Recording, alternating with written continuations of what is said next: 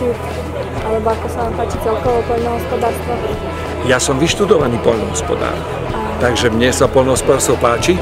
Pomohol som mu veľmi tým, že som odišiel z tohoto odvetvia.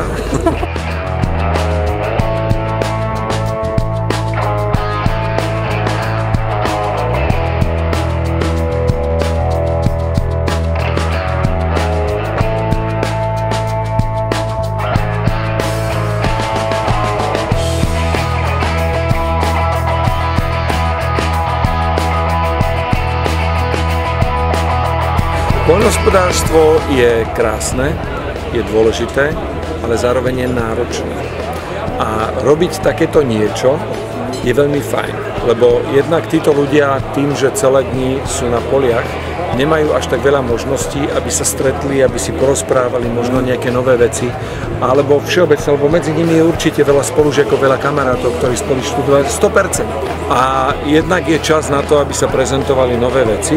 To znamená, že takéto podujatie sa mi páči, lebo to spĺňa, tak ako som povedal, hneď niekoľko kritérií. Aj odbornú, aj spoločenskú, aj oddychovú asi.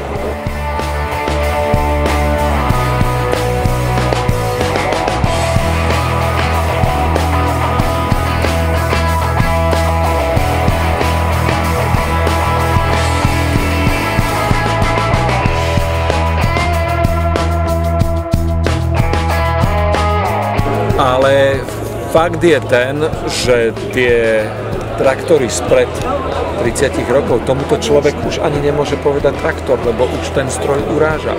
To už chodí samo. Áno, lebo my poznáme traktory pod týmto slovom, taká tá klasika rozhajdaná, ťažká, zamastená a hlučná. A to už sú také stroje, že tam, áno, to už sa tam chlapi prezúvajú. No, takže to už má, že, no, tak neklamem, takže papučky, koberec, klimatizácia, rádio, GPS, úplne všetko. Takže v tom je radosť robiť.